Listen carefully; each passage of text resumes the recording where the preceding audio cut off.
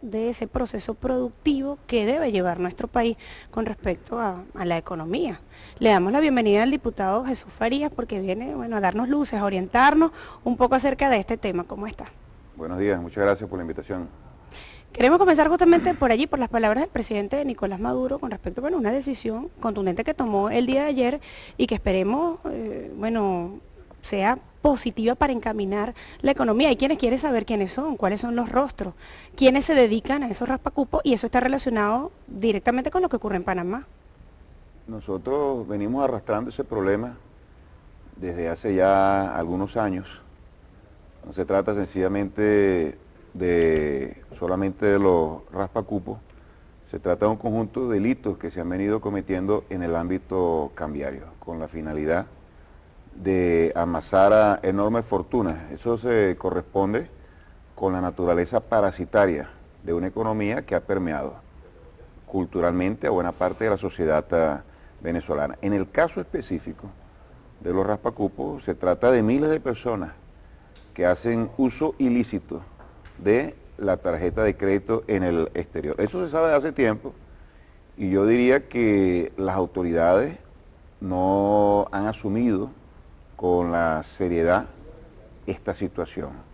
Bueno, el presidente ha puesto las cosas en su justa dimensión y ha exhortado a los poderes, sobre todo a la Fiscalía, para que se aboque a este tema. Esto nos hace mucho daño, sobre todo en esta coyuntura donde los precios del petróleo se han desplomado desde junio del año pasado, y nosotros vamos a observar, o por lo menos eso lo observamos hasta este momento, cómo los ingresos de divisas, y casi todos los ingresos de divisas se corresponden con los ingresos petroleros, se han reducido en un 50%.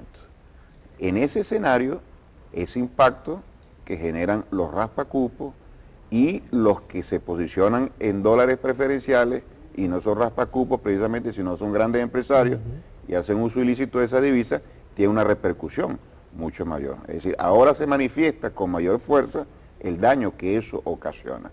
Nosotros tendríamos que revisar por qué esto ha ocurrido y nosotros no hemos sancionado de una manera muy severa o mucho más severa a estas personas y empresas que han violentado la ley. Yo formé parte de una comisión presidencial que tenía como tarea hacer una evaluación del uso ilícito de las divisas a lo largo de los años 2011 y 2013. A mí me tocó en especial el tema de Cadivi, y allí pudimos observar en una muestra que se realizó con muy precarios recursos que trabajamos, más de 250 empresas que habían violentado la ley. Y también pudimos observar que la Fiscalía tenía en sus manos centenares de empresas para ser evaluadas e investigadas por estos casos. Sin embargo, yo no he observado que ninguna de esas empresas haya sido sancionada. Yo no tengo facultad para ponerlo sobre la mesa. Tiene que ser primero sometido a una investigación judicial y posteriormente, cuando se detecte en qué consistió esa violación de la ley, entonces se tendrá que procesar y se tendrá que hacer público también esta situación. De tal manera que yo lo que quiero decir es que, por una parte, cuando existe un control de cambios y el control de cambios es vulnerado, como ha sido vulnerado en el pasado nuestro control de cambios, y no se aplican sanciones, esa impunidad genera una espiral. Y una espiral donde existe una posibilidad de amasar gigantescas fortunas con poquísimos recursos y con poquísimo esfuerzo, pero violentando la ética, violentando valores éticos que están establecidos dentro de nuestro código socialista, pero no encuentran la posibilidad de que sean resguardados. ¿Qué es lo que se impone en este momento? Que el Estado, como lo está planteando el camarada presidente Nicolás Maduro, y nosotros tenemos que apoyarlo en cada una de estas cosas, fallan las instituciones y, por supuesto, esto genera un daño económico y social muy grave y ético, que muchas veces es omitido esta situación. Bueno, nosotros tenemos que actuar con contundencia. Una última apreciación. Esto que se está haciendo ahora, de reformular los montos para el uso de las divisas, y seguramente que se ha hecho para restringir el acceso a las divisas, se debe hacer con un criterio real de eficiencia. ¿Qué significa esto? En el caso de los que usan las tarjetas de crédito, es evidente que no pueden tener el acceso a la misma cantidad de divisas. Se proyectaba que para este año se iban a gastar, por concepto de uso de tarjetas de crédito en el exterior, más 9.000 millones de dólares. En una economía que ve caer sus ingresos petroleros, eso es insostenible. Hay que recortar por alguna parte.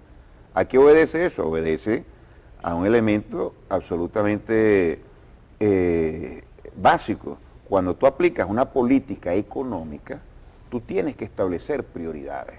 Y la prioridad para un Estado es garantizar la alimentación, garantizar la medicina.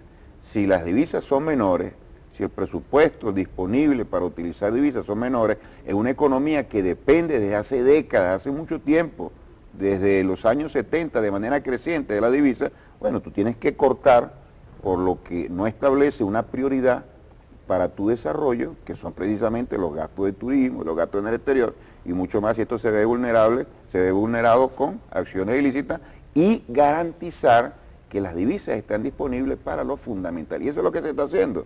Se está canalizando la divisa para lo fundamental. Cuando los precios se recuperen, se puede restablecer los precios del petróleo, se podrían restablecer nuevamente los cupos, siempre y cuando nosotros garanticemos que esas divisas van a su destino. Pero hay que apretar las tuercas realmente.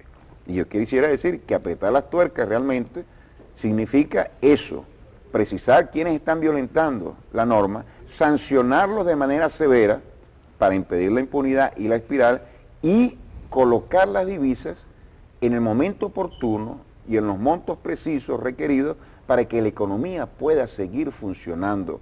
Porque si tú excedes los controles y los traspolas y planteas que un control es impedir que la divisa llegue a los sectores que lo necesiten, entonces está yendo a un extremo que va también a generar un colapso en la economía. De manera que estamos en una situación ahora, un tanto complejo, pero creo yo, le pregunto, cuando uno revisa qué está pasando o qué ha pasado, disculpen, hay gente que cree que esto es un derecho adquirido, que le están violentando su derecho. Y usted trae sobre la mesa justamente el tema de las empresas. Se ha habido impunidad con respecto al tema de los raspacupos. Creo yo que la impunidad mayor está en el tema de los empresarios y de bancos del Estado, funcionarios del Estado que se han prestado para esto. La gente se pregunta, ¿qué entonces se va a hacer con eso que ha desviado mucho mayor cantidad de recursos que los 9.000 millones de dólares que ustedes estiman podrían perderse por la vía de los raspacupos? Es decir, ¿el enemigo realmente es el raspacupo? ¿O el enemigo es el empresario, es el funcionario dentro de las instituciones, es el mafioso que tiene, qué sé yo? Aquí hay historias de las cosas que pasan en aduana, por ejemplo, de cuánto se tiene que pagar para subir un container, de containers que han llegado llenos de basura, o llenos de zapatos derechos nada más, o llenos de zapatos izquierdos nada más. Y a esa gente, cuando uno le dice, por ejemplo en redes sociales se ha disparado todo un debate, ¿no? Bueno, es que es mi derecho, y entonces, bueno, no es un derecho, le digo yo. Pero dicen, pero me va